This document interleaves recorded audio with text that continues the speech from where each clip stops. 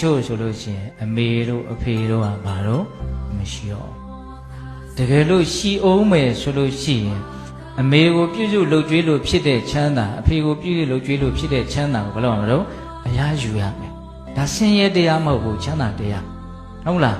အမေကိုပြုစုလှုပ်ကြွေးခြင်းစိတ်အဖေကိုပြုစုလှုပ်ကြွေးခြင်းစိတ်ဒီနည်းအားဖြင့်ဒီချမ်းသာကိုရလိုစိတ်ဖြစ်ဖို့အတွက်အ ਨੇ ဆုံးမိဘတို့ရဲ့ကိုယ့်အပေါ်မှာထားရှိခဲ့တဲ့မေတ္တာတရားကိုယ့်အပေါ်မှာရှိနေတဲ့ကျေးဇူးတရားဒီနှစ်ချက်ကိုတွေးရရတယ်။ဘာနဲ့ပါကိုတွေးရမှာလို့မေတ္တာနဲ့ကျေးဇူးဘုံဘုံတို့မမြင်ညာဆောင်လို့မရဘူးနော်မိဘတွေလောက်ကိုယ့်အပေါ်မှာဒီလူဘဝကြီးမှာဘယ်သူမှမချစ်ဘူးဟုတ်လားမိဘလောက်ကိုယ့်အပေါ်မှာဘယ်သူမှမေတ္တာမရှိဘူးကျန်တဲ့လူတွေရဲ့မေတ္တာဆိုတာကမျှော်မှန်းချက်တွေသူတို့ဖြစ်ချင်တာလေးတွေဖြစ်နေတဲ့အချိန်မှသာလင်ပေးကြတာသူတို့ရချင်တာမရတော့ဘူးသူတို့ဖြစ်ချင်တာမဖြစ်တော့ဘူးဆိုရင်သူတို့မေတ္တာကိုများသောအားဖြင့်လွယ်လွယ်ကူကူပဲရုပ်သိမ်းသွားကြတာတချို့ကြတော့လဲမျှော်မှန်းချက်တွေနဲ့မေတ္တာထားကြတာဆိုတော့မျှော်မှန်းချက်မရတော့ဘူးထင်ရင်လည်းရုပ်သိမ်းသွားရောဟုတ်လားမိဘတို့ရဲ့မေတ္တာဆိုတော့အဲ့လိုမဟုတ်သူကသူကိုဒါကိုသားသမီးလေးဆိုတဲ့စိတ်နဲ့အလိုလျောက်မေတ္တာဓာတ်ကယူစိတ်ကြတယ်နော်တီတာရေစင်ဟုတ်လားတော်တယ်မှာနော်စီစင်းနေတယ်အလုံးအေးချမ်းတဲ့ကြည်လင်တဲ့ရေလေးလိုစိတ်နှလုံးကနေအလိုလျောက်မဖြစ်နေတာတော့သားသမီးတွေကိုချစ်တယ်ဒီထဲမှာသားသမီးရှိတဲ့ပုံကိုယ်တွေမိဘတွေလည်းအများကြီးပါလိမ့်မယ်မိဘဖြစ်ပြီးဆိုရင်ဩငါမိဘငါ့ကိုချစ်ရှာပါဆိုတဲ့အတွေးလေးတော့တွေးမိတဲ့နာပါနော်တချို့မိဘဖြစ်တာတောင်မိဘမေတ္တာနားမလည်သေးတဲ့လူရှိတယ်ကိုဝမ်းသာသားသမီးချစ်တာမိဘကတော့ငါ့ကိုအဲ့လောက်ချစ်မယ်မထင်ဘူးလို့ထင်တဲ့လူတွေလည်းယူယူမိုက်မိုက်ရှိတယ်ဟုတ်လားကျုပ်ရွာမှာတခါကြီးတယောက်ရှိတခါမှာတော့သူ့သားလေးကအသက်အစိတ်30လောက်နေမှာပေါ့အဲ့ဒါသူ့မြေးလေးကိုခြိထားတယ်သားကသူ့သားကိုခြိထားတယ်အဲ့ဒါနဲ့ဖေအေးကြီးကသူ့သားကိုမေးတာဟဲ့မင်းသားကိုမင်းတင်းချစ်တာလားကွာဟာချစ်တာပေါ့ကွာဖေရတယ်ပြောငါလည်းမင်းကိုအဲ့လိုချစ်တာပဲကွာဆိုကျုပ်တော့ယုံမှာဘူးဗျာလို့ပြောတယ်ဟုတ်လားနော်အဲ့တော့အဇာတတကမိခင်ရဲ့ဖခင်ရဲ့မြစ်တာကိုဘယ်ချိန်ကြမှသိတာတော့ဟင်သူ့သားလေးမွေးလာမှသိတာလေသူ့သားလေးမွေးလာပြီဆိုတဲ့သတင်းနဲ့သူ့အဖေကိုသူ့တက်လို့သေပြီဆိုတဲ့သတင်းကတခါတည်းတွဲရောက်လာတာဟုတ်လားအဲ့ဒီအချိန်မှာအနားမှာနေကြတဲ့မင်းချင်းတွေက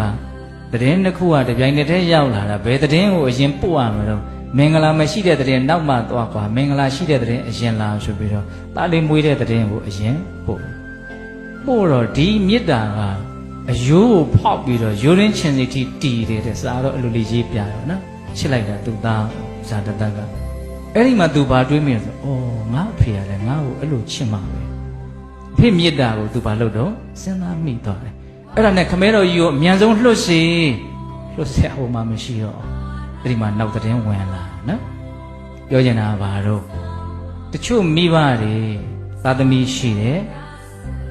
ကို့မှာမိဘလည်းရှိသေးတယ်ဟောဒါကိုပြောချင်တာနော်အဲ့လိုဆိုလို့ရှိရင်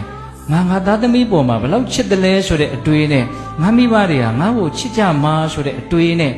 မိဘတွေရဲ့ပုံမှာဘာရှိသေးကြတာလဲမေတ္တာပြန်ရှိသေးကြဒါကမေတ္တာကိုပြောတာနော်နောက်ထပ်ဘာရှိသေးတော့ကျေးဇူးဆိုတဲ့စကားလုံးကြတော့လည်းပြင်းထန်သွားပြီသူကမင်းမေတ္တာကတော့မတုံ့ပြန်ခြင်းတွေကိစ္စမရှိဘူးကျေးဇူးကတော့မဆက်လို့မရအောင်ကျေးဇူးမဆက်ရင်လူယုံမှဆင်းရင်ဝင်မှာသူကကျေးဇူးကကျွေးသဘောလည်းဖြစ်တယ်ကျွေးဆိုရင်မလုပ်ရမှာတော့ဆက်ရမှာနော်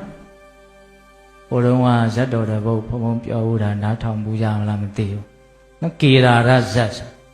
နော်ကျက်တူရေးလေးရလေကျန်တဲ့ကျက်တူရေးနေမတူပဲနဲ့တလေးစပနန်တို့အများကြီးချိုးပြီးတော့ချီးသွားတာဟုတ်လားအဲ့ဒီမှာလဲပိုင်ရှင်ပုံနာကလိုက်စမ်းဒီကောင်စပရိုင်မြန်းဆောက်ထားလားမသိဘူးနော်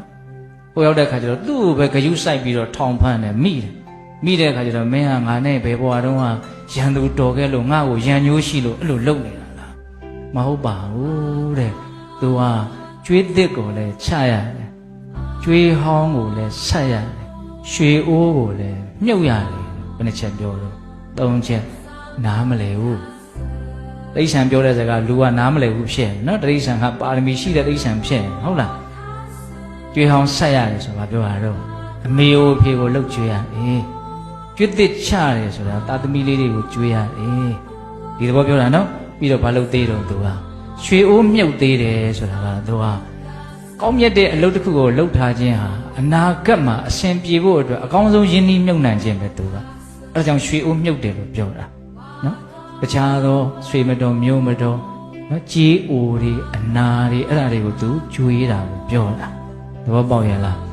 ဒါကြောင့်မိဘတွေရှိသေးတယ်ဆိုလို့ရှိရင်သူတို့ရဲ့ကိုယ့်ဘောမှာရှိတဲ့မေတ္တာတရားရဲ့ကျေးဇူးတရားရဲ့ဒါကိုတွေးပြီးတော့ဘာလို့ရမှာတော့ပြုစုလုပ်ကျွေးတဲ့ချမ်းသာကိုအရာယူရအောင်နော်